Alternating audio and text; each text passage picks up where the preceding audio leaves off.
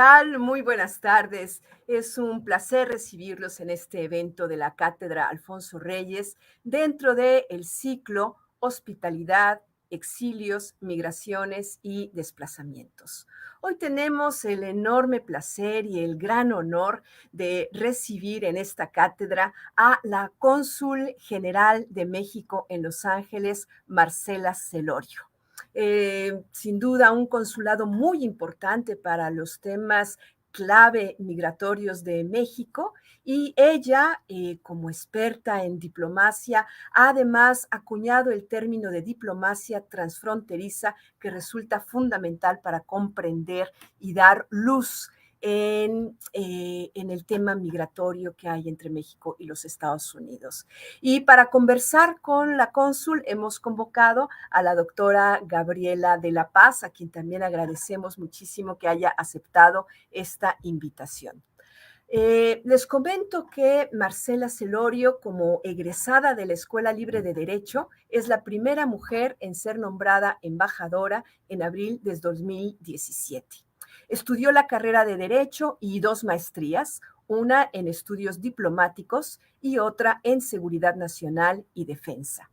Ingresó al Servicio Exterior Mexicano como agregada diplomática y a lo largo de los años ha ascendido en los diversos rangos diplomáticos.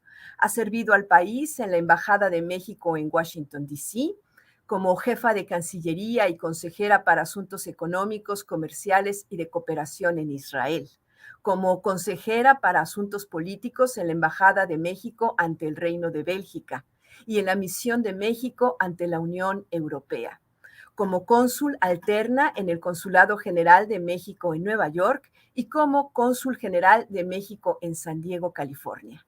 Actualmente es la cónsul general de México en Los Ángeles. La doctora Gabriela de la Paz, que la va a acompañar en esta presentación, es doctora en conflicto político y procesos de pacificación por la Universidad Complutense de Madrid. Es especialista en asuntos de Norteamérica, es también articulista del Grupo Reforma y es profesora e investigadora de la Escuela de Ciencias Sociales y Gobierno del Tecnológico de Monterrey.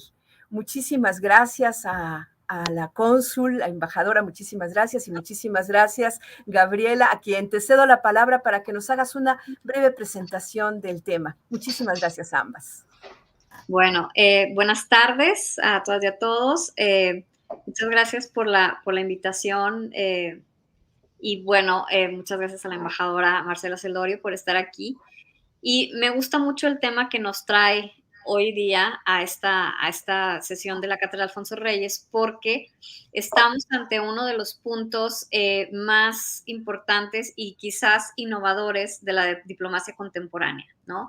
Que es hablar de cómo la diplomacia transfronteriza, que es un término acuñado por nuestra invitada, es una respuesta a la dinámica que hay entre México y Estados Unidos en una zona que es bastante conflictiva, que es la frontera México-Estados Unidos. Y bueno, como ella bien lo ha dicho en otros ámbitos, para ella la diplomacia tradicional no es la respuesta, porque lo que tenemos en la frontera es que se juntan dos estados-nación, cada uno con sus propias jurisdicciones, su soberanía, sus leyes, pero también, a pesar de que es un punto de choque, ¿no? Entre estas leyes, entre estas dinámicas, entre estas ideas, también es un punto de encuentro.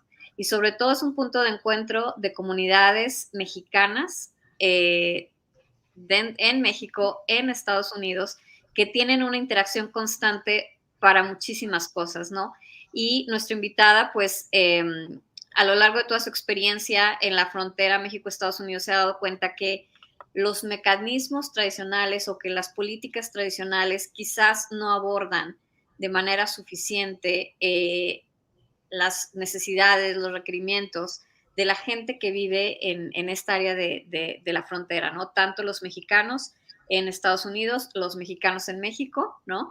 Y ese es uno de los puntos que hacen la diplomacia mexicana, pues, como algo muy rompedor, si puedo utilizar esta palabra, Y entre las cosas que a mí me han parecido muy interesantes de lo que de nuestra invitada es como ella menciona algo que a mí me encantó, que dice que para entender la frontera hay que vivirla. Y creo que la diplomacia transfronteriza es resultado de esta vivencia en varios puntos, sobre todo los que están relacionados con las Californias, ¿verdad?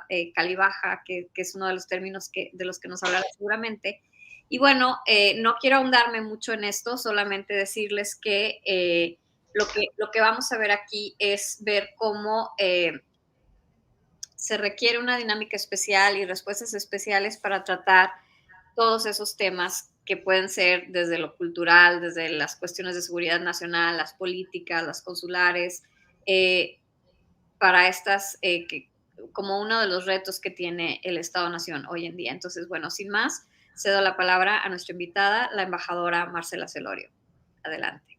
Muchísimas gracias, doctora Gabriela de la Paz. La verdad es que lo has dicho de una manera ejemplar. Me da muchísimo gusto que este término, que es novedoso, pues lo hayas descrito de la mejor manera. Muchísimas gracias. Gracias también a Laura Santamaría, por supuesto, al Instituto Tecnológico de Estudios Superiores de Monterrey, por hacerme partícipe de esta cátedra. Es un honor para mí. Y sí, así es.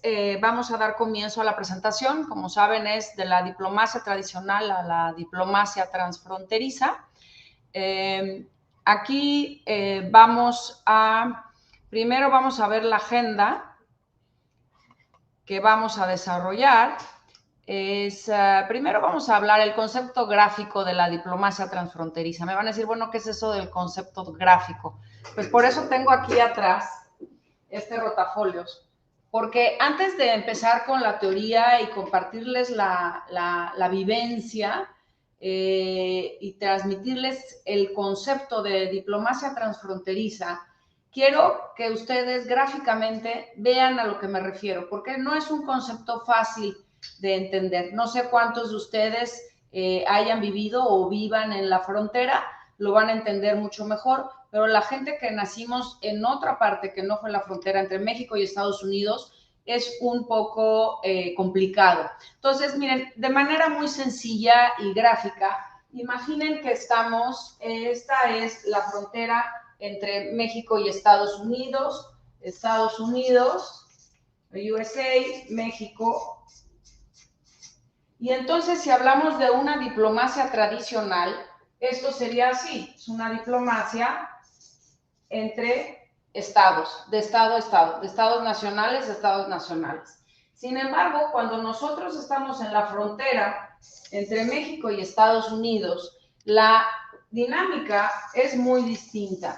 Aquí estamos hablando de la comunidad y las autoridades de manera muy activa, abogando por sus intereses, no solamente entre ellos, sino que de manera conjunta. Y ese es un dato muy interesante, porque no lo hacen como lo puede ser Estados Unidos hacia México o México hacia Estados Unidos, sino que aquí los stakeholders, los grupos de interés y las autoridades hacen de manera conjunta una defensa de sus intereses hacia sus capitales, en este caso hacia Washington, D.C.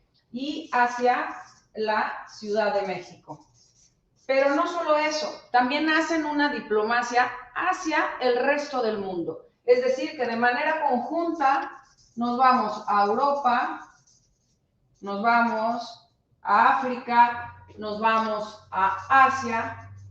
Entonces, lo que quiero que vean aquí es cómo se ve claramente que esta es la diplomacia tradicional completamente superada por una diplomacia transfronteriza, en que de manera conjunta se cabildea o se ejerce la diplomacia ante las capitales de los respectivos países y hacia el resto del mundo. Y en la cual otro rasgo interesante que vamos a seguir platicando es el profundo involucramiento de los grupos de interés, de la sociedad civil.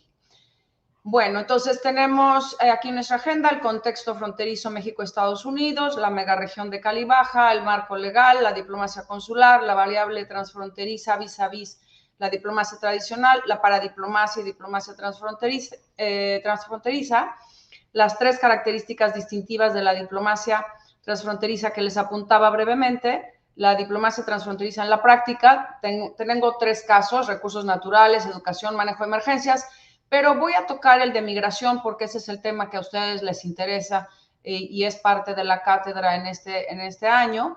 Los nuevos retos, oportunidades y las conclusiones. Bueno, entonces arranquemos. Bueno, aquí vemos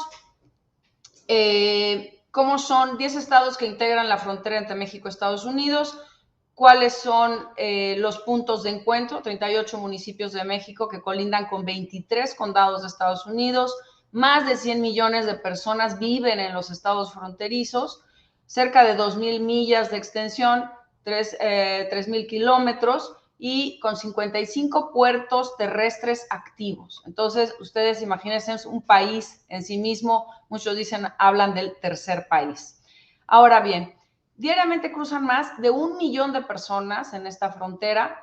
Hay 12 consulados de México a lo largo de la frontera con Estados Unidos.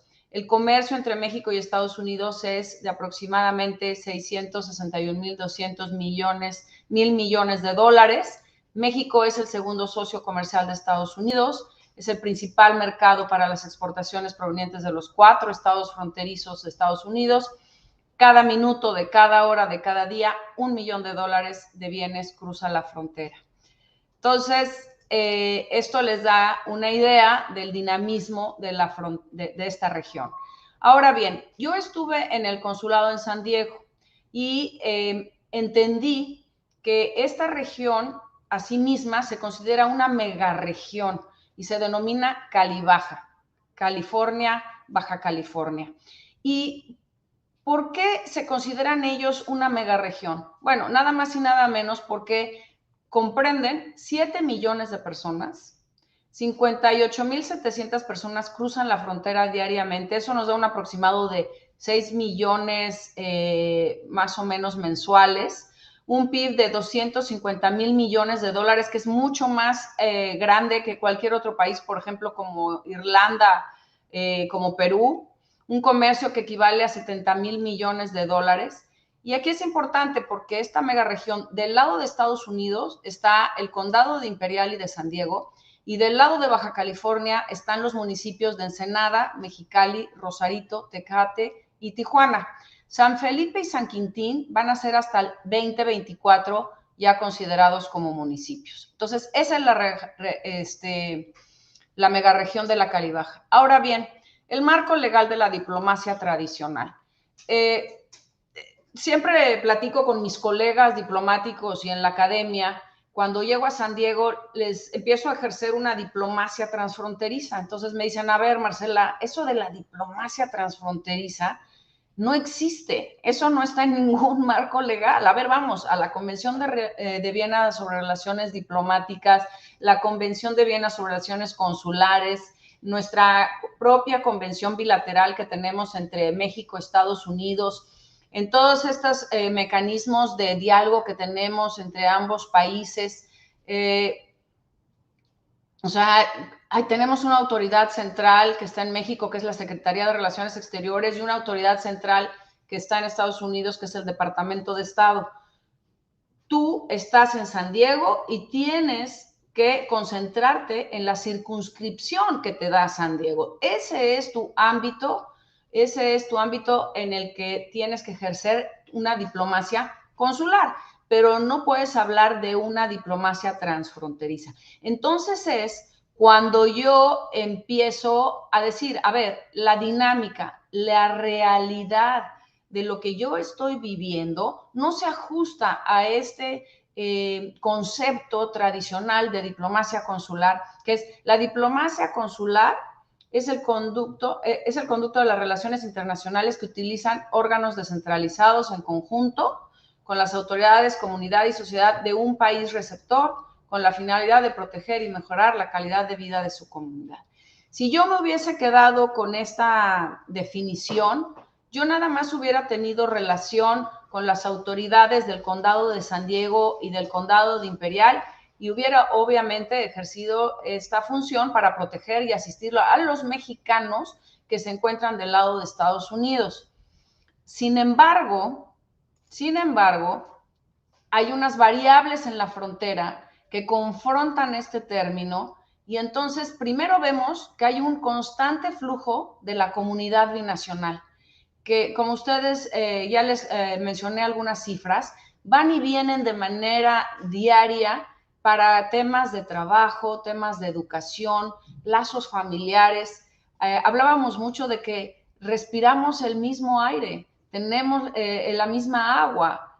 Entonces, ¿qué es lo que pasa? Esta dinámica te obliga a cooperar para atender estos problemas que son comunes y existe una interdependencia profunda en lo económico y en lo social, por decirlo menos. Entonces, si ustedes están familiarizados con el término de la paradiplomacia, también me podrían decir, bueno, esto no es una diplomacia transfronteriza, estamos hablando de paradiplomacia. Pues no, porque la paradiplomacia se refiere a la acción internacional que realizan los gobiernos subnacionales, tales como estados o municipios. Es como si dijéramos que Michoacán empieza a ejercer una diplomacia interesante hacia Estados Unidos o el resto del mundo para avanzar sus intereses y entonces se conecta con Nueva York o se conecta con Wisconsin. Entonces, obviamente, estos actores subestatales tienen ya cada vez más una presencia más importante porque les interesa tener una participación en los asuntos globales que inciden en sus propios lugares, en los propios estados, y hacen acuerdos de hermanamiento y demás. Pero diríamos entonces, desgranando este concepto, que la diplomacia transfronteriza, como les apunté al principio, sería una rama de la paradiplomacia, en que lo interesante es que los actores de ambos lados de la frontera, entre México y Estados Unidos, aquí no es un estado o es un ente o es un gobierno subnacional, no, aquí los actores de ambos lados de la frontera entre México y Estados Unidos, y sean gubernamentales o no, generan acciones que impactan en la promoción, gestión y defensa de los intereses de una comunidad binacional que se encuentra profundamente entrelazada. Entonces tenemos aquí las tres características distintivas de esta diplomacia. La primera es que las relaciones se conducen de manera conjunta. Yo recuerdo cuando estaba el alcalde de Tijuana y el alcalde de San Diego y viajaban al resto del mundo, se presentaban como una sola región. Entonces, eso no es normal verlo cuando hablas de una diplomacia tradicional. Y esto estoy hablando de autoridades, pero lo mismo lo hacen los grupos de interés y la sociedad civil. Esto se conduce no solamente frente a un Estado-nación o frente a otro Estado, sino que los mismos autoridades y comunidad en la frontera lo hacen frente a sus capitales, frente a DC y frente a la Ciudad de México. Y la otra que se me hace muy interesante es el involucramiento que tiene la sociedad a nivel binacional, o sea, la comunidad está profundamente involucrada en esta temática. Hay realmente una presencia notable en todos estos temas. Y bueno, tenemos, brevemente les voy a hablar el de recursos naturales, ¿no? ¿Qué es lo que pasa? Como les dije, compartimos el aire, el agua, entonces tenemos una Comisión Internacional de Límites y Aguas de México y Estados Unidos, esto lo acuerdan en las capitales y dicen hay que tener una comisión porque hay que administrar la frontera y entre ellos pues están los recursos naturales. Pero ¿qué es lo que pasa? La actividad de la población fronteriza obliga a que esta comisión internacional, aunque tenga directrices de las capitales, se adecúe y responda a las necesidades de la población. Y por eso ellos mismos desarrollan protocolos de actuación antes de que vengan las instrucciones de Washington o que vengan las instrucciones de la Ciudad de México. Ya en la zona fronteriza, ellos ya están resolviendo, ya instrumentan protocolos para saber en qué momento hay una emergencia y hay que resolver. Luego, tenemos también el caso de la educación. Por ejemplo, es muy importante integrar a los estudiantes binacionales y bilingües en los sistemas educativos de México y Estados Unidos. Antes de que la Secretaría de Educación en México o la Secretaría de Educación en Estados Unidos quisieran instrumentar algún tipo de programa para promover y involucrar e integrar a estos alumnos, ya Baja California y California lo estaban haciendo. Y entonces se promovió una alianza educativa entre el Distrito Escolar Unificado de San Diego y la Secretaría de Educación de Baja California, sin esperar a que las capitales dijeran qué es lo que tenían que hacer. Manejo de emergencias, como les digo, lo mismo, el fuego no respeta, ni las emergencias respetan fronteras. Entonces, tenemos caso de que hay zonas muy áridas y por lo tanto se necesitan respuestas inmediatas y hay bomberos de CAL FIRE del lado mexicano notifican a sus contrapartes y entonces se ayudan para evitar que el fuego se propague. Esto sin que nadie se entere en nuestras capitales. Ahora, hablamos de nuevos retos. Pues obviamente oportunidades, el TEMEC, pero también es cómo lo vamos a instrumentar. Y por el otro lado, bueno, pues tenemos el tema migratorio. Para mí sí es muy importante poder compartirles mi experiencia en el tema migratorio. Como ustedes saben, en noviembre del 2018, desde octubre sabíamos, venía una caravana migrante desde los países de Centroamérica. Eso era inédito. Si bien es cierto que Tijuana es receptor de migración, por primera vez se formaban caravanas desde Centroamérica para llegar a la frontera entre México y Estados Unidos. De repente, bueno, pues vamos a coordinarnos con la Ciudad de México, con la Secretaría de Relaciones Exteriores, vamos a coordinarnos con el Departamento de Estado para ver cómo vamos a responder. Pero como dicen aquí en Estados Unidos, boots on the ground, ya en el territorio, lo que tenemos que hacer es que el cónsul hondureño, el cónsul guatemalteco, el cónsul salvadoreño tienen representaciones en Los Ángeles, pero no tienen representaciones en la frontera. Tienen representaciones en la Ciudad de México, pero no en la frontera. Entonces, ¿qué es lo que pasó? Que nosotros, como consulado transfronterizo, ayudamos a estos consulados a navegar el sistema en México y en Estados Unidos. Les presentamos a las autoridades y a los grupos de interés que tenían que conocer en México y en Estados Unidos, a la patrulla fronteriza, a todos los albergues, cómo los iban a atender. En fin, fue todo un reto y es por eso que es importante esta diplomacia, porque si yo me hubiera concentrado en decir yo solamente voy a atender mi propia circunscripción, no me importa lo que pase del otro lado, está llegando una caravana, no hubiera tenido la respuesta que la población estaba necesitando. Entonces, es muy, muy importante eso. Y tengo, por ejemplo, aquí recientemente en Los Angeles Times, apenas el 20 de abril, y ustedes deben saber sobre esto, que el gobernador de Texas, Greg Abbott, decía, a push to declare an invasion at border. ¿Qué es lo que pasó? Desde Washington, D.C. empezaron a decir, no es posible que el gobernador se ponga así, esto no puede ser declarado una invasión, él no puede hacer esto. Pero ¿qué es lo que hizo? Se sentó con los gobernadores de Nuevo León, de Coahuila y de Tamaulipas, firmaron unos acuerdos y resolvieron ellos el tema. Y esto los invito a la reflexión, porque van a decir, bueno, pero ¿cómo es posible si un marco legal no me está permitiendo hacer eso? Hay que pensar en cómo adecuamos nuestro marco legal en México, sobre todo en México, porque en Estados Unidos es un poco más flexible, para poder responder a estos retos, porque vimos que localmente la solución se encontró ahí, la solución no vino de las capitales. Entonces, desde mi punto de vista, hay mucho más oportunidades. Ahorita estamos hablando de la región de Tijuana-San Diego, lo que les he contado de la región de la Calibaja. Está una asociación de gobiernos del condado de San Diego. Es el único foro en el mundo en el que participa un gobierno extranjero, que es México. Eso también muestra el reconocimiento de la importancia de ese fenómeno de la transfrontera.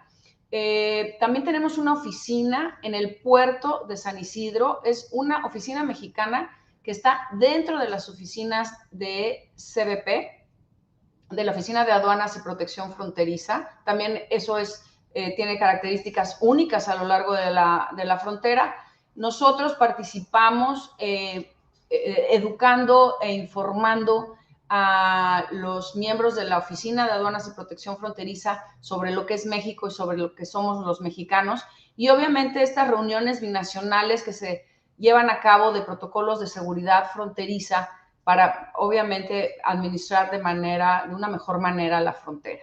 Entonces, eso es lo que está pasando ahí, pero como ya lo vieron anteriormente, como se los mostré, pues tenemos 3,000 kilómetros de frontera. Entonces, y con todos estos condados y municipios y estados colindando y toda esta población, ¿qué es lo que vamos a hacer con eso? San Diego y Tijuana, de alguna manera, se han estructurado y han avanzado un poco más que el resto de la frontera. Entonces, hay una tarea pendiente. Lo que tenemos que reconocer es que vivimos en una comunidad internacional interdependiente, con responsabilidades compartidas, donde la cooperación es necesaria para poder enfrentar los problemas de carácter transnacional que no van a poder ser solucionados de una manera aislada, ni desde las capitales, ni desde mi punto de vista mexicano, ni desde el punto de vista estadounidense.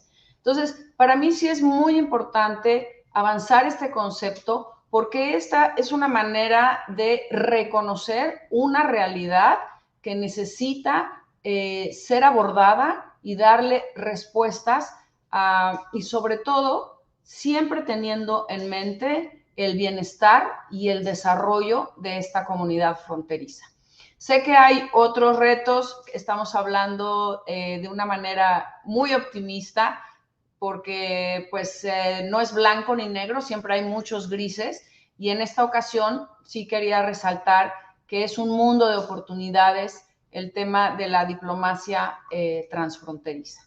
Y con esto pues concluiría mi participación y estoy lista para que me compartan sus reflexiones, sus inquietudes. Lo que yo quiero es aprender de ustedes. Esto también contribuye a que pues sea mejor también en lo que estamos haciendo. Muchas gracias, doctora. Muchas gracias, embajadora Celorio, por esta maravillosa exposición de cómo es esa dinámica transfronteriza. Y a mí lo primero que se me ocurre preguntarte, y fue una de las cosas que cuando yo leí sobre cómo tú siendo cónsul general en San Diego te pasabas al lado mexicano, yo decía, ¿y cómo se lo tomaron los de San Diego? O sea, los de acá de Tijuana, porque es como que hay una línea marcada. Y entonces mi pregunta es, ¿cómo podemos adaptar estos conceptos arcaicos, ¿no? De la soberanía y las jurisdicciones a estas realidades, porque finalmente lo que tú has descrito es una realidad, digo, que si bien esto que se vive en la frontera no es nuevo, yo creo que en el siglo XXI esto se ha acentuado muchísimo más, y sobre todo porque con esa exposición que tú nos muestras de cómo está muy fuerte el tema de los stakeholders, ¿no? De la gente que tiene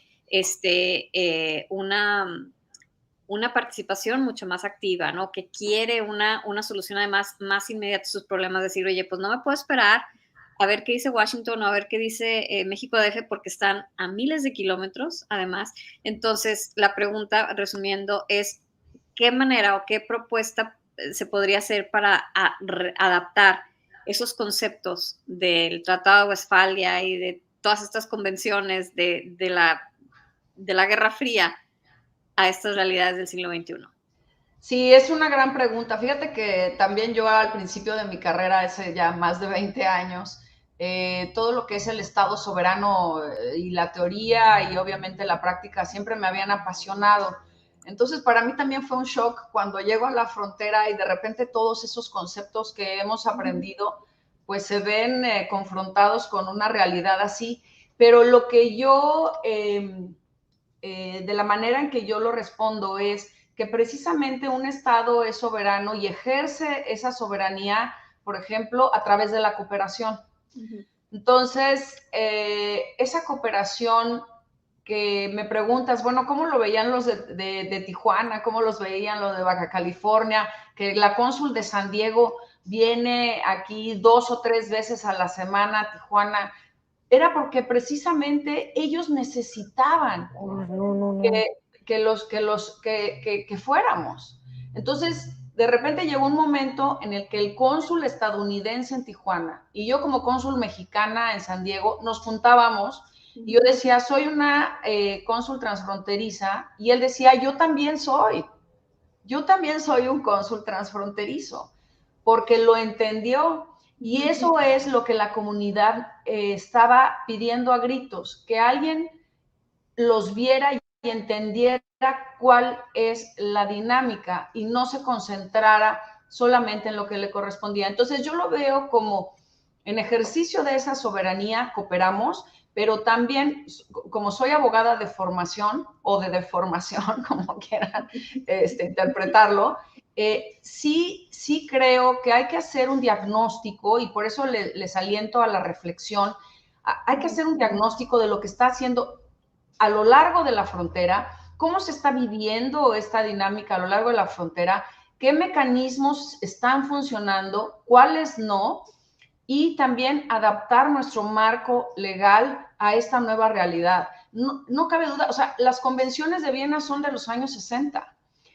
Y no solamente esto, hay otras cosas más que debemos actualizar, y nos estamos quedando atrás porque parecería que son como carriles, vamos en el, como diríamos en la Ciudad de México, viaducto, o en el highway, como diríamos aquí en la frontera, son 3 carriles, ¿no? O 2 carriles, y de repente en el de vía rápida va la sociedad, va la comunidad, y detrás, en el carril de más baja velocidad, van los gobiernos tratando de regular todo eso que está sucediendo y tratar de estar a la altura, pero nos estamos quedando atrás. Y esa es la reflexión que quiero que hagamos. Muchas gracias. Bueno, espero que quienes nos están viendo a través de Facebook, en la página de la Cátedra Alfonso Reyes, nos envíen sus preguntas. En el Inter, pues a mí me gustaría preguntar, por ejemplo, sobre esa relación entre los ciudadanos, ¿no? Que organizados además a través de ONGs, a través de asociaciones empresariales y los gobiernos, la representación del gobierno federal en un consulado. O sea, no sé si se ha escrito al respecto, ¿no? Digo, creo que también ahí hay como una nueva vena, ¿no? Para explorar, una beta para explorar. Pero yo te diría, ¿has visto, por ejemplo, me gustaría preguntarte, ¿qué tanto terminan pareciéndose las comunidades? O si a lo mejor podríamos decir, bueno, es una sola comunidad y la frontera no es más que como un trámite, ¿no? O sea, además de las cuestiones identitarias, de pues aquí es inglés, aquí es español y todo el rollo, ¿cuál es esa experiencia de cómo se replican a lo mejor o se imitan las prácticas de un lado y del otro? Sí, muy interesante. Aquí la verdad, hay una tarjeta que es el Global Entry, cuando llegas a Estados Unidos por vía aérea, que tienen todos tus biométricos y todos tus antecedentes. Vía terrestre es Sentry, se llama Sentry, y es para que tú puedas cruzar con tu auto de un lado a otro. Las personas hacen, bueno, como dije, van a trabajar y van a estudiar y demás. Pero tú no sabes la importancia que le dan al Sentry cuando van a cruzar la frontera, y si se lo llegan a quitar, es como si le quitaran su credencial del INE, ¿no? O como si le quitaran parte de su identidad. Es la muerte.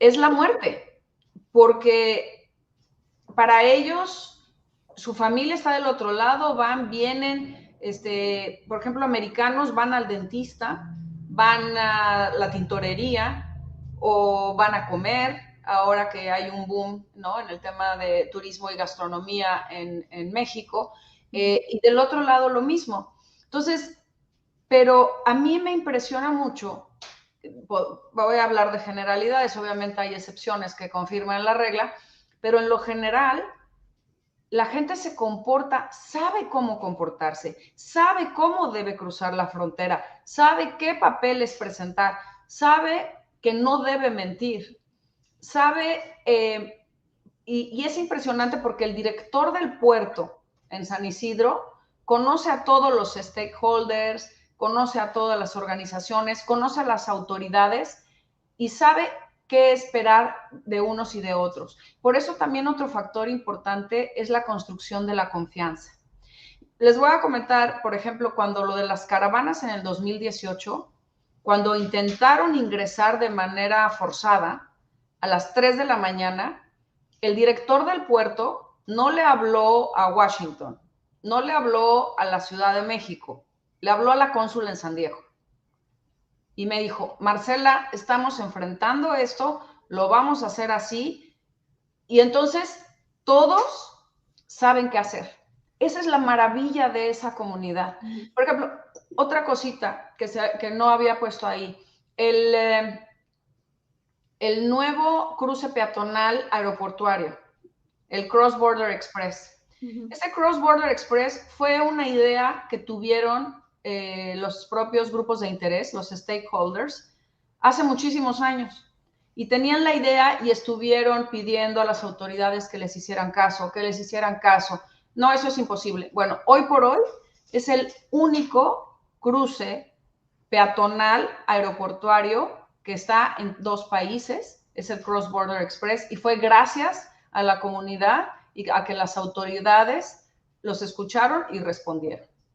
Y ahí se muestra cómo la cooperación o la inversión público-privada es posible. Y eso es algo que en México no tenemos. En Estados Unidos sí se permite, en México no. Entonces también sería cuestión de reflexionar sobre ello. Claro, pero supongo que a lo mejor en las ciudades mexicanas fronterizas, ese tipo de conductas, de prácticas, son más aceptadas, ¿no? O sea, se admite más la participación de la ciudadanía. Y me encanta que hayas traído a la conversación ese aeropuerto de Tijuana, San Diego, porque creo que es único en el mundo, ¿no? Y lo que te prueba es que finalmente las fronteras son puentes, ¿no? Digo, a lo mejor de ese lado no hay puente porque no hay río abajo, pero las fronteras son puntos de conexión, son puntos de encuentro, ¿no? Y en ese sentido, eso es lo rico de una vida fronteriza. Tienes como lo mejor de los 2 mundos en el mismo lugar. Así es. Por eso dije que me concentré mucho quizá en lo positivo, pero también lo negativo ya lo sabemos. O sea, lo negativo está ahí. Pero ¿por qué no darle, como dicen, vuelta a la tortilla? Y también ver esa parte positiva y vamos a poner a estudiar, vamos a hacer diagnósticos, vamos a contribuir a que ese desarrollo y ese bienestar que todos anhelamos en ambos lados de la frontera sea una realidad. ¿Sabes qué? Dicen que, por ejemplo, en Estados Unidos, all politics is local, ¿no? Y entonces, pues lo que manda es lo local. ¿Qué esperarías tú de tanto de la academia o de los gobiernos como para que estas experiencias que tú has vivido como cónsul, tanto en Los Ángeles como en San Diego, entre que sean más conocidas, más estudiadas, pero cómo podemos, en cierto modo, los que no estamos directamente en esa frontera, cómo podemos contribuir a que estas dinámicas y estas interacciones funcionen mejor? Bueno, una manera interesante es lo que están haciendo, haberme abierto esta plataforma. Cuando me dijeron, Marcela, queremos que hables de migración, y yo decía, no, es que quiero hablar de la diplomacia transfronteriza. La verdad que la apertura que ustedes mostraron, estoy profundamente agradecida. Esto es importante, la manera en que podemos difundir esto, formar mesas de trabajo, porque la verdad es que cada uno de nosotros pues, sabemos muy poquito, ¿no? Nuestros conocimientos al final del día son muy limitados y lo que queremos es que haya esta interacción para aprender de los demás, de cómo están viendo las cosas. Y como tú dijiste al principio, para entender la frontera hay que vivirla, como ya lo había apuntado en alguna otra ocasión yo. Y es que es cierto, es muy importante que para que entendamos esa dinámica hay que vivir la frontera. Y solamente así vamos a poder entender lo que esta comunidad profundamente binacional está viviendo y está enfrentando. Y obviamente nosotros como autoridad, escuchar a la comunidad, escuchar cuáles son sus necesidades. No una persona detrás de un escritorio va a decidir qué es lo que necesita la frontera si no sabe qué están pasando. Entonces yo creo que escuchar, seguir haciendo el cabildeo, que esta diplomacia transfronteriza que ejerce la comunidad lo sigan haciendo ante sus capitales y hasta ante el resto del mundo, y empoderarse y saber que como región tienen todo ese potencial que ya apunté en cuanto a población, comercial, económico, de recursos, y que sí pueden hacer una presencia importante para sus intereses. Bueno, tengo varias preguntas de nuestra audiencia, de nuestro auditorio, y quisiera pasártelas algunas. Tengo una de Nina Díaz, que dice, buenas tardes, yo tengo una pregunta. Yo soy de Tijuana y me tocó vivir las protestas en contra del ICE cuando se supo las condiciones en las que tenían a los niños inmigrantes, pero no me queda claro cómo es que México, Baja Cali, intervino en este tema o cómo es que podrían hacer algo al respecto. Sí, muy interesante y muchas gracias, Nina, por tu participación. Y ahí, antes de contestarle, quisiera que recordáramos cuando llegó la migración de los haitianos. Cuando llegaron los haitianos a Baja California, es impresionante cómo esa migración o esa comunidad supo integrarse a la comunidad tijuanense. Cuando llegaron las caravanas en 2018 fue distinto, porque había ya una animadversión y ahí la sociedad se dividió. La sociedad se dividió entre aquellos que sí apoyaban la presencia de las caravanas y de que había que ayudar a estos migrantes, y aquellos que sentían que precisamente estaban ocupando un lugar que le pertenecía a la sociedad tijuanense. Entonces, obviamente que no estamos exentos de ese tipo de problemáticas y de visiones distintas respecto a un mismo problema. En este caso de los niños que hubo manifestaciones, obviamente hubo manifestaciones a lo largo de la frontera, pero los niños, qué horrible se oye, enjaulados, fue en Texas. En Texas fue en donde los tenían en esas circunstancias. Y yo te puedo garantizar que lo que hicimos, al menos durante mi estancia en San Diego, fue visitar todos estos centros de detención para asegurarnos que sus derechos humanos no fueran violados. Y sí era muy interesante ver, como les decía, como los cónsules no tenían representación ahí, los cónsules de Honduras, El Salvador y Guatemala, las llamadas de los centros de detención llegaban al Consulado de México. Entonces, ¿cómo no ejercer una diplomacia más allá de lo que me dice la ley cuando la gente nos necesita? Y entonces nosotros lo que hacíamos era recibir esas llamadas y canalizarlas para que les pudieran prestar la asistencia y la protección del caso. Entonces, yo creo que, Nina, viste una parte de la película que puede ser cierta y es cierta, pero también hay otra parte de la película que no es conocida, en la cual estamos defendiendo y asistiendo a estas personas. Y yo me gustaría añadir ahí que, por ejemplo, desde fuera como que se nos olvida que la migración es un proceso administrativo, ¿no? O sea, digo, hay leyes, que es el marco legal de todo esto, de los procedimientos que se tienen que seguir. Mi opinión es que, por ejemplo, las caravanas llegaron a romper con eso, ¿no? Que muchos otros, o sea, sí, ¿por qué te dejan pasar? Pues porque siguen los requisitos, ¿no? Porque además la sociedad estadounidense es muy legalista, es muy de seguir los procesos y como que no se ve desde este lado, ¿no? La gente no percibe la importancia, como lo mencionas tú, embajadora, de no mentir, ¿verdad? Y de seguir los procedimientos en todo momento. Así es. Doctora, si me permites apuntar ahí algo, porque tú has tocado un tema muy interesante. Fíjate que siempre me junto con mi grupo mi equipo de trabajo, son varios diplomáticos, y ahora cuando estalla, bueno, pues la invasión de Rusia en Ucrania y Estados Unidos dice, bueno, vamos a recibir hasta 100,000 ucranianos, y hay muchos ucranianos que llegan a la frontera.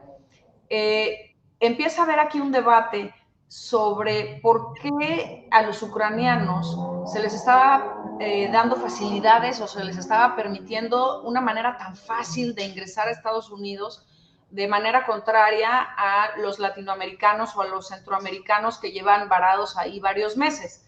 Entonces empezamos a platicar y entonces yo les decía, bueno, entonces, ¿frente a qué estamos?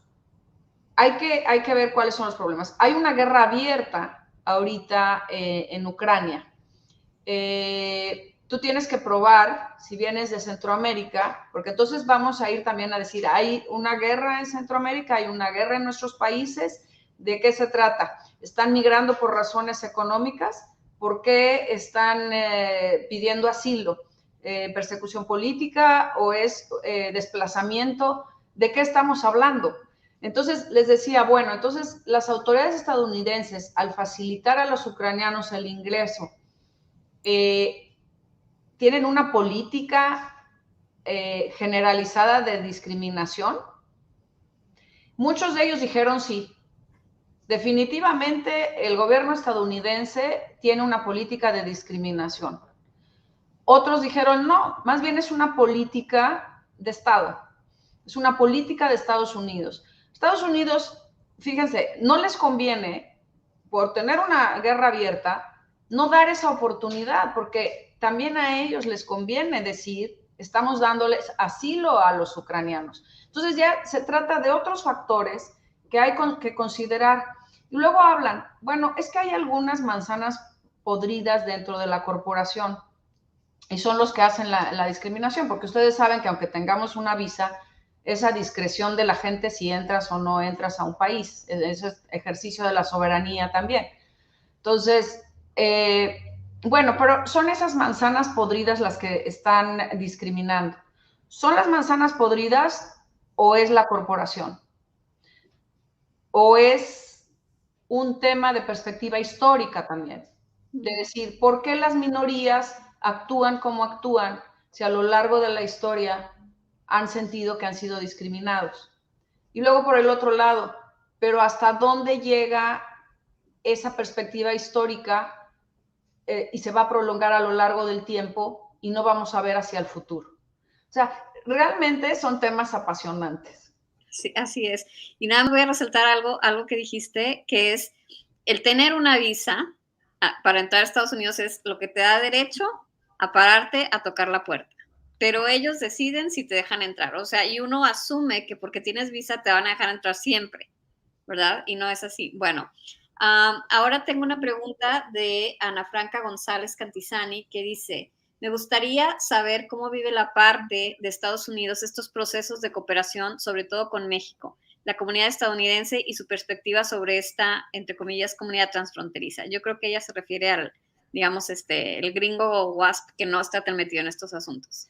Sí, fíjate que un punto importante es que son muy pragmáticos y al menos en San Diego, ustedes saben, dicen, bueno, California, demócrata, y ahí vamos a otra vez a decir si son demócratas o republicanos. La verdad es que yo sí pienso que es una política de Estado, no importa quién esté en el poder, y hay una política hacia México. Pero bueno, estamos hablando de California, es mucho más abierto, entonces que venga la migración. Bueno, resulta que San Diego, el condado de San Diego, es profundamente republicano. Hay una sociedad profundamente conservadora, pero muy pragmática.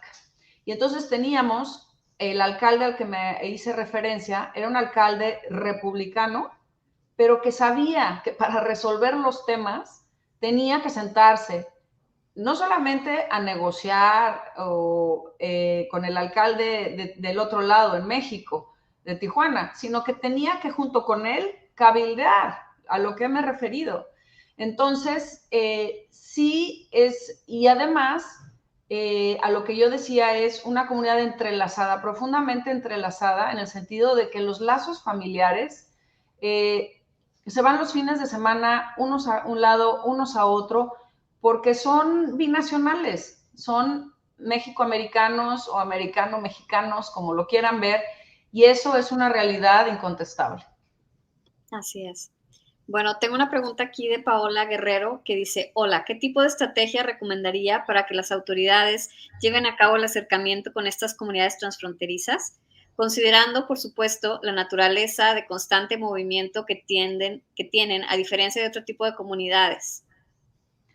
Sí, bueno, aquí hay que distinguir, una es la comunidad que ya está asentada y otra es la comunidad flotante, que me hice referencia como por ejemplo cuando llegó la migración de haitianos o cuando llegaron los centroamericanos, pues imagínate que tú estás en tu ciudad y de repente hay migrantes y dices, bueno, ¿y ahora qué hago con estos migrantes? ¿Cómo se adaptan? ¿Cómo me adapto yo a ellos? Aquí lo importante es la educación. Yo creo que la educación va en ambos sentidos, tanto los que reciben como los que llegan a un lugar. Siempre hablamos de la migración, por ejemplo, de México a Estados Unidos en busca de una mejor calidad de vida, que esencialmente es por motivos económicos. Entonces, cuando viene el mexicano a Estados Unidos, trae sus tradiciones y es impresionante la manera en cómo las promueve y cómo a través de las generaciones, intergeneracional, se va transmitiendo. Pero también es importante el entendimiento intercultural, porque aun y cuando tú traes tu propia cultura y tus tradiciones, estás viviendo en un país que te está abriendo las puertas, que te está recibiendo. Bueno, a algunos no les abren las puertas, ¿verdad? Por eso digo, no me gusta hablar de generalidades. Pero cuando te reciben, estás en este país, tú tienes que aprender a aceptar al otro y ver la manera en que pues reacciona ante una determinada situación que tú reaccionarías diferente. Entonces, yo creo que la labor es mucho de construir los puentes a los que nos hacíamos referencia. Es conocer la historia. Por ejemplo, aquí en California, pues los primeros pobladores eran españoles, luego mexicanos, y luego ya fueron estadounidenses. Pero hay que conocer la historia y eso nos va a servir para poder tender esos puentes de entendimiento. No solamente ir transmitiendo, como decía, de manera intergeneracional nuestra cultura y nuestras tradiciones, sino también intercultural para aprender a respetar y convivir con el otro.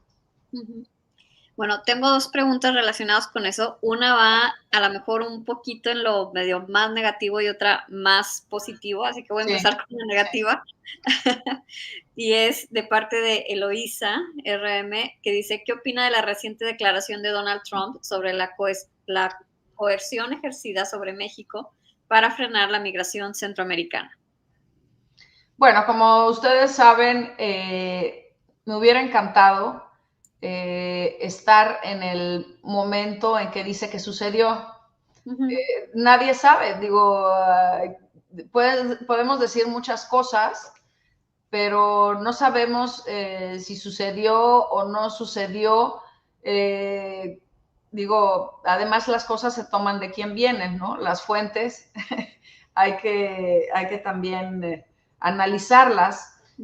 Lo que sí yo les puedo decir es que además de la información, de la educación, que creo que es lo más importante, hoy por hoy, y esto viene ya de tiempo atrás, me acuerdo que en alguna conversación con el embajador Jeffrey Davidow, me comentaba que ya desde los años 70, incluso antes, decían, hay que atacar la raíz del problema. Y la raíz del problema es en nuestros propios países. Hay que dar opciones para que la gente no migre. Condiciones de desarrollo personal, familiar, sociales, profesionales, de vivienda, en fin, el tema es que hay que atacar el tema de raíz, hay que contribuir al desarrollo de estos países para evitar que haya esta migración. Miren, la verdad es que de mi experiencia que he tenido, yo he estado en Estados Unidos representando a México, afortunadamente, pues he estado en Nueva York, he estado en Washington, he estado en San Diego, aquí ahora en Los Ángeles. Los mexicanos no se quieren ir de México. Los mexicanos, si bien quieren venir a trabajar, pero quieren poder regresar a su país. Y algo que empezó, y esto empezó con una administración demócrata con Clinton, fue la construcción del muro fronterizo. El muro fronterizo empezó con demócratas, eso que no se nos olvide, y ahí se rompió la circularidad. Y cuando se rompe la circularidad, entonces los mexicanos que antes venían en temporada a trabajar acá y regresaban a sus casas, ya se tuvieron que quedar aquí. Ahora les molesta que haya tanta gente que se quedó acá, pero también fueron por políticas erróneas de construir muros y de impedir y romper con esa circularidad que es, desde mi punto de vista, la solución, porque nadie se quiere ir de su país. No, y porque efectivamente, como lo mencionas, embajadora, pues bueno, creo que es muy padre ganar en dólares y gastar en pesos, ¿no? Que eso es lo que finalmente, pues es lo que buscan muchos de ellos. Digo, no sé, porque también mi experiencia sobre los procesos migratorios de Estados Unidos es que hay mucha reticencia a los cambios, ¿no? Y entonces dices, bueno, pues están por ahí, por ejemplo, las visas para trabajadores agrícolas temporales, ¿verdad? Oye, pues creo que se dan 66,000 al año, pues ¿por qué no las subes a 120,000, no? O cosas por el estilo, pero el problema me parece es que se ha politizado demasiado este tema.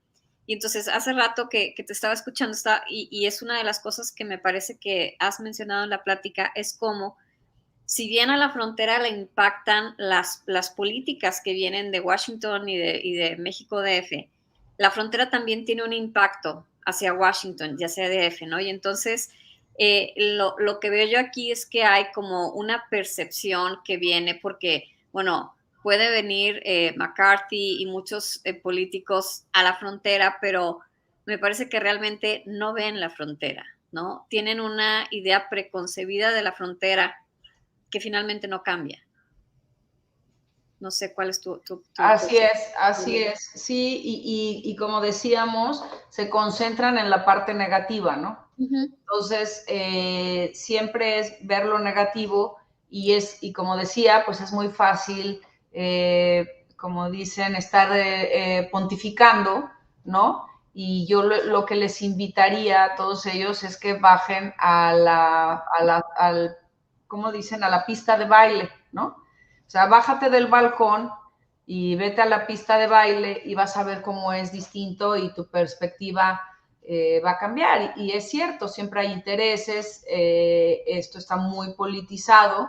Fíjate, para mí fue muy impresionante que para que lo que decías tú de las cuotas de los trabajadores agrícolas, bueno, pues tuvo que llegar una pandemia para que hubiera atención a todos estos trabajadores. Al principio de la pandemia, por ejemplo, una de las cuestiones, el empleador no estaba obligado a darle el material de protección personal. Entonces iban los trabajadores sin cubrebocas, sin la posibilidad de lavarse las manos, hacinados, durmiendo hacinados. Si se enfermaba alguien, no tenía atención médica, contagiaba a los demás. Entonces, con la pandemia, bueno, pues saltaron todas esas cuestiones y empezaron a atenderse y se empezó a exigir a los empleadores que cumplieran con ello. Pero entonces ¿y quiénes fueron los verdaderos héroes de la pandemia? Que además del sector salud, los médicos, enfermeras, pues fueron los que nos siguieron proporcionando los alimentos que llegaron a nuestra mesa.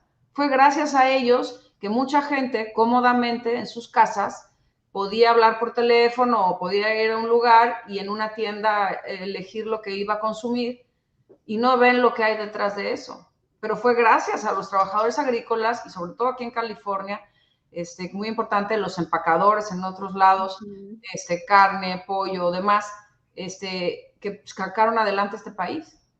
Así es, así es. Es cierto. Tengo una pregunta que me gusta mucho, que ha enviado Pepe Quintanilla, que dice, ¿qué papel está jugando el español como idioma, como identidad cultural, en unificar a la comunidad mexicana y al unirla con la comunidad latina de Los Ángeles? Sí, bueno, pues Pepe, me has ahora sí que dado en el blanco porque es uno de los temas más importantes para nosotros desde el consulado. Cuando pensamos en un consulado, seguramente piensan, un pasaporte, un acta de nacimiento, pero un consulado es mucho más allá de eso. Como ya lo dije, aparte de la diplomacia transfronteriza, hay una diplomacia consular y nosotros tenemos un área política, un área económica, un área de turismo, un área de protección, un área de comunicación social, un área de documentación, obviamente, y tenemos un área de culturales.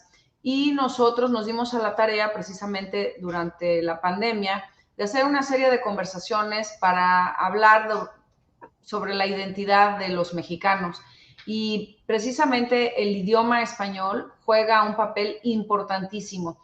Desde hace mucho tiempo, el periódico de Los Angeles Times lleva a cabo una feria cada año de los libros, y más o menos como desde hace 10 años empezaron ya a tener una sección de libros en español. Y justo acaba de pasar este fin de semana y me tocó estar en la inauguración, pero me gustó muchísimo porque vi cómo los anglos ya aceptan que hay una presencia del español cuando antes les prohibían hablar español en las escuelas. Y hoy por hoy ya hay una feria que no solamente es en inglés, sino que ya tiene un espacio para promover la lectura, para promover los libros, la literatura en español. Y desde aquí, nosotros desde el consulado, junto con, por ejemplo, el consulado español acá, el Instituto Cervantes, las diferentes escuelas, universidades del sistema californiano de universidades, tienen un área en español en la cual enseñan historia y demás, pero también literatura, y nosotros nos unimos para fomentar el uso del idioma español, obviamente, y su reconocimiento, un gran idioma.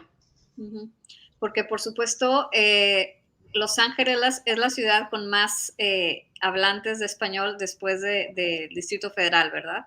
Sí, y además es la ciudad con más mexicanos después de la Ciudad de México. O sea, está Ciudad de México y luego cuando encuentras más mexicanos es aquí en Los Ángeles. Y luego ya será Guadalajara, Monterrey, Puebla, etc. Guadalajara, Jalisco, sí. Exacto. Otra cosa que quisiera preguntarte, ya que estamos hablando de estos foros de cultura, es si nos pudieras compartir un poquito, embajadora, sobre los proyectos para fomentar el arte, ¿no? Y el arte como una manera de también pues proyectar a México, la identidad mexicana y como un puente entre culturas. Sí, claro que sí. Bueno, pues nosotros lo que hacemos es concursos. Iniciamos, bueno, en primer lugar, yo voy a cumplir 3 años aquí, prácticamente me ha tocado la pandemia, pero hicimos un concurso durante la pandemia que se llamaba Cine Minuto, que era en menos de un minuto que nos narraras cómo te sentías enfrentando la pandemia. Eso fue en mayo del 2020. Y la verdad es que tuvimos una gran aceptación y muchísima gente participó.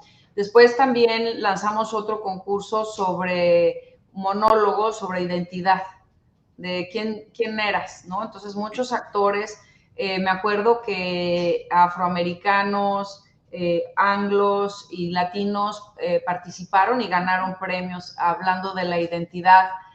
También hicimos un concurso de pintura. Tenemos nosotros un mural aquí en el consulado y teníamos unas mariposas monarca hermosas, pero nos hicimos una alianza con organizaciones aquí, Heart of LA, el corazón de Los Ángeles, es una organización de arte, y con Cemex hicimos un concurso para pintar un mural en agradecimiento precisamente a los trabajadores esenciales.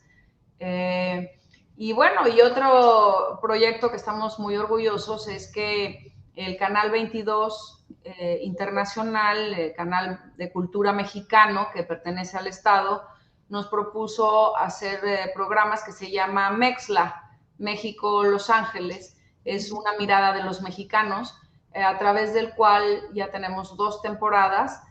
Promovemos las tradiciones, la cultura desde Los Ángeles hacia el resto del mundo y sobre todo hacia el resto de la Unión Americana.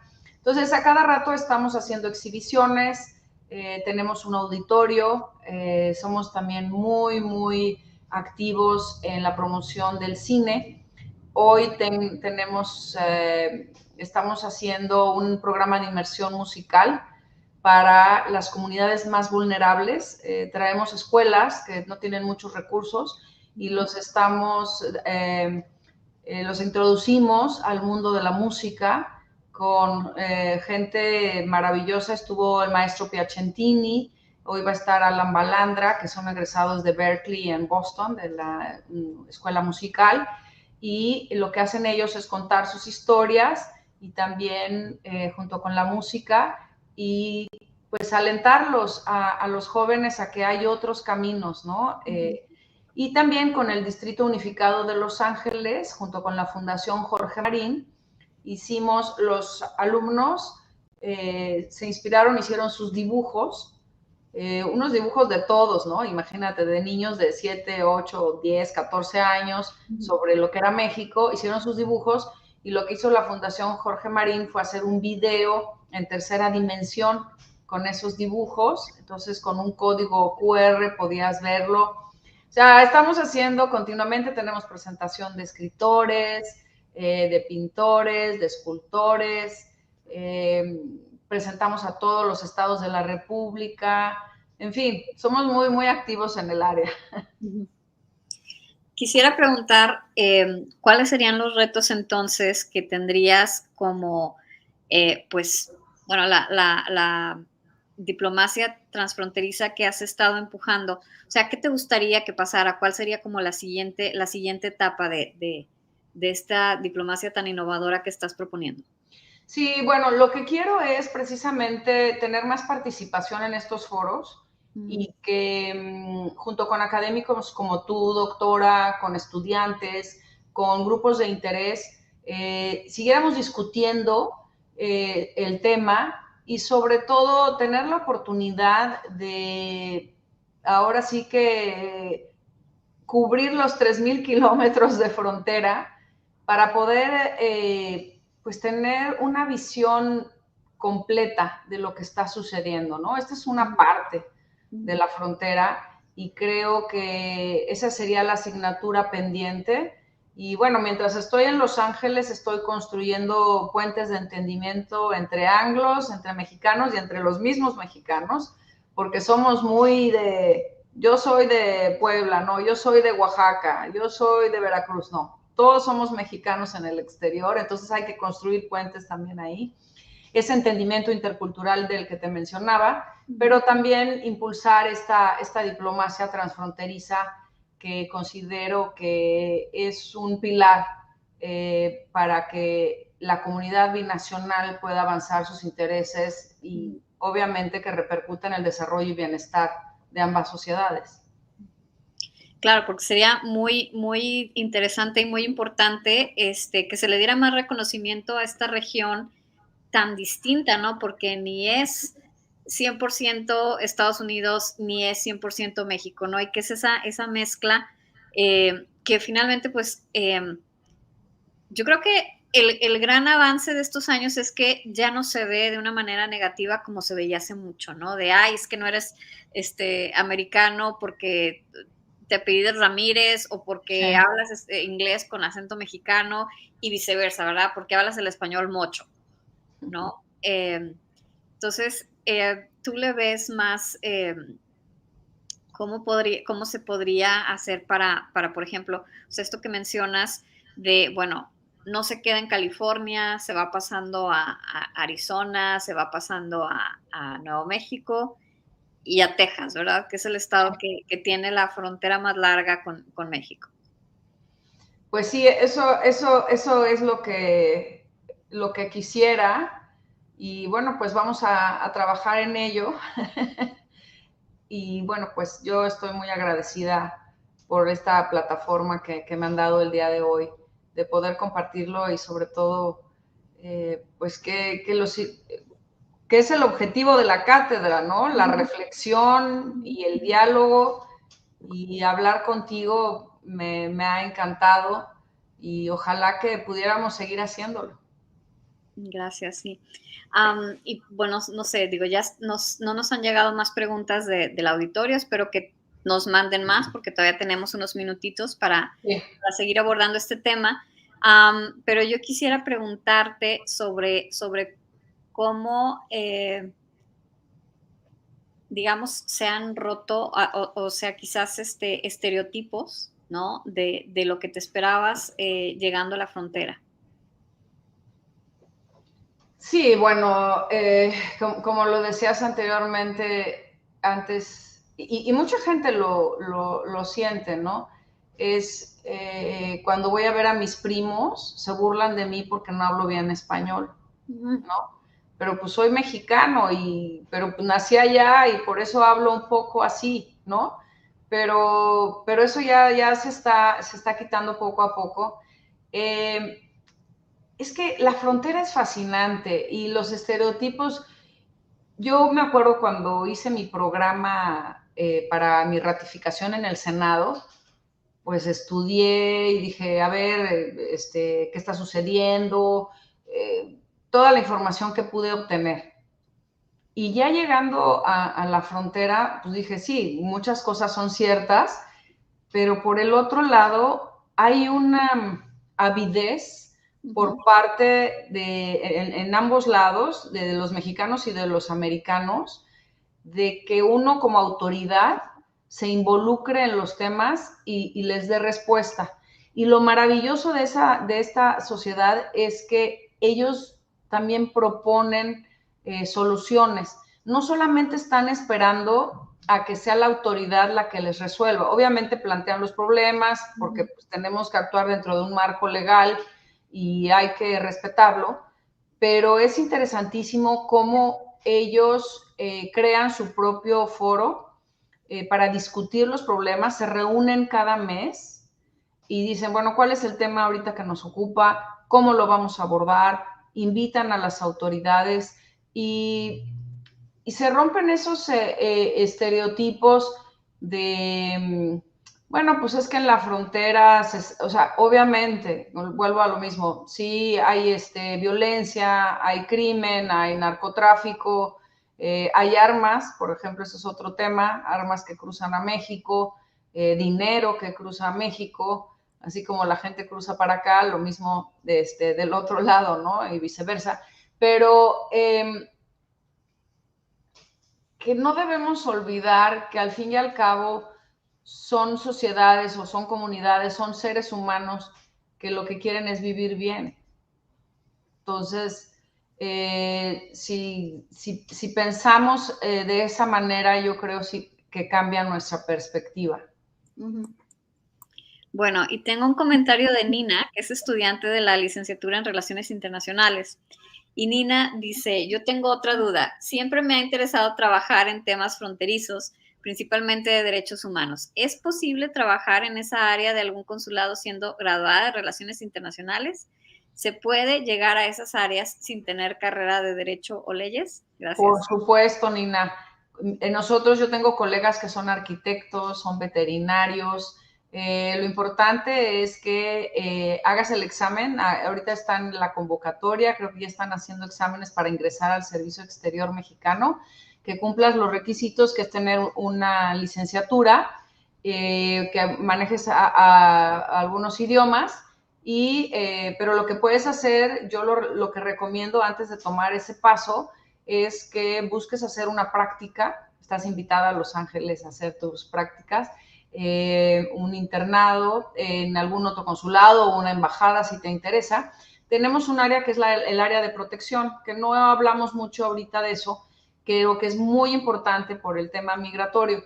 Nosotros, la verdad es que México es líder en la función consular y específicamente en todo lo que hemos desarrollado en el ámbito de la protección a los mexicanos en el exterior.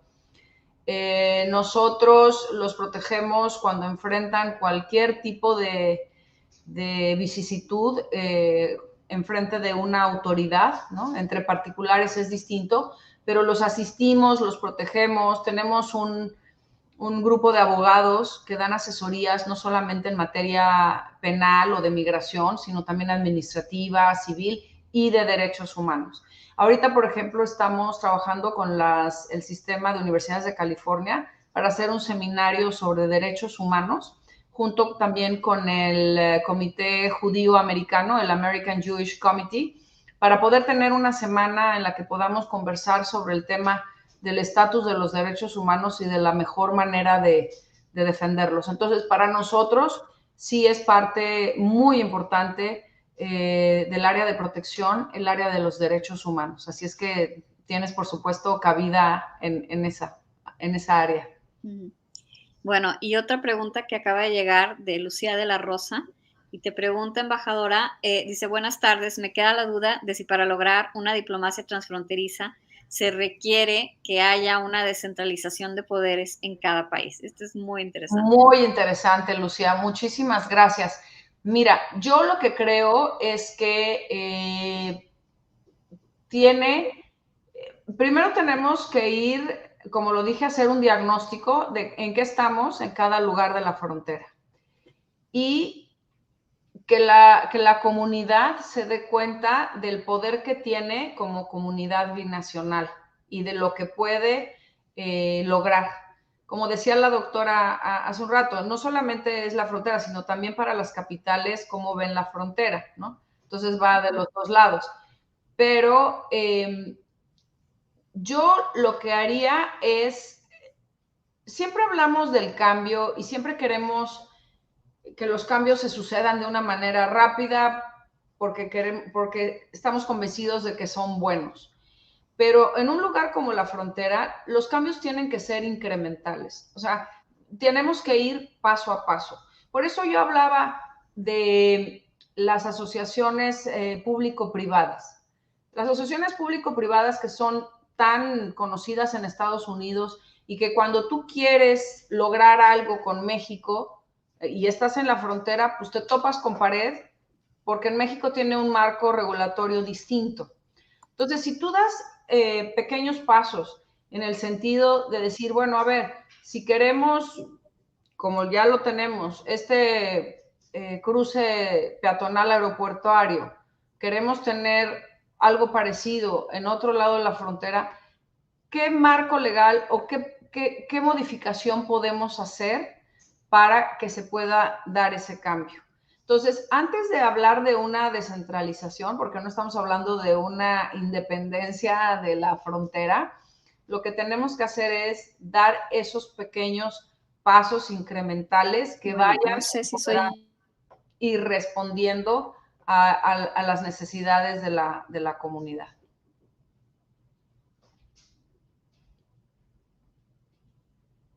Creo que se interrumpió la transmisión. Ya no sé si me escuchan. Pero bueno, eso es lo que contestaría a la pregunta.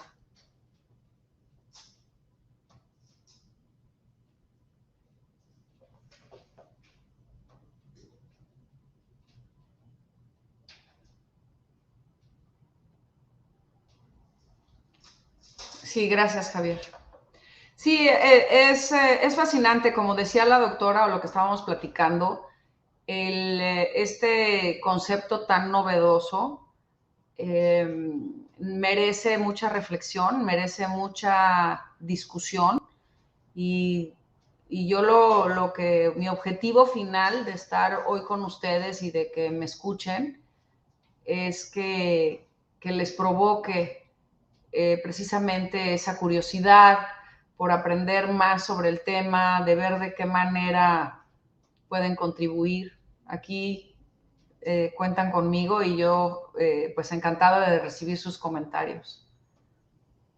Bueno, muchísimas gracias. Ha sido muy interesante tener este diálogo contigo, embajadora Marcela Celorio, y que nuestros alumnas y alumnos y gente de la comunidad TEC tenga la oportunidad de conocer sobre esto que a mí me parece honestamente muy rompedor y muy necesario, que es la diplomacia transfronteriza. Ojalá que haya más gente como tú que replique este ejemplo, esta idea, porque yo creo que también las fronteras son entidades muy dinámicas que a veces no se percibe así desde fuera, ¿no? Y entonces son espacios donde hay mucha innovación, porque finalmente creo que lo que se trata en ambos lados es de que haya fluidez, ¿no? Y de que haya entendimiento y de que siempre haya una comunicación. Y me parece que trabajos como el que tú has hecho, embajadora Marcela Celorio, contribuyen mucho, mucho a esto. Muchísimas gracias. No sé Al si, contrario. Doctora de la Paz, la verdad que para mí ha sido un verdadero gusto tener esta conversación contigo. Te digo que desde el principio que hiciste la introducción, captaste inmediatamente y me encantó. De veras que para mí también he aprendido mucho de ti y nuevamente pues muy agradecida con todos por haberme invitado a participar en esta cátedra. al contrario, muchísimas gracias, embajadora Marcela Celorio. Pues esta cátedra y esta universidad, pues bienvenida siempre que lo requiera. Somos un foro que estamos abierto y pues nuestros estudiantes de Relaciones Internacionales, de Comercio Internacional y de muchas otras carreras tienen mucho que ver con la frontera, que me parece a mí que en los últimos años trabajos como el tuyo visibilizan más que hay otra dinámica y otra frontera más allá de todas esas noticias negativas que a veces vemos en la prensa. Así es. Muchas gracias, doctora, y gracias a todos. Gracias, buenas tardes, y bueno, con esto despedimos esta transmisión de la Cátedra Alfonso Reyes. Espero que no se pierdan nuestros siguientes eventos. Tenemos uno el próximo viernes, déjenme quitarme los lentes. Es una conversación con Maite Zubiaurre, que es la presentación del documental Águilas. Es un multipremiado documental sobre el grupo Águilas del Desierto, dedicado a la búsqueda y rescate de migrantes desaparecidos. Esto va a ser el próximo viernes a la 1 de la tarde y es un evento presencial en la Sala Mayor de Rectoría del Campus Monterrey. Muchas gracias, que pasen una linda tarde. Hasta pronto.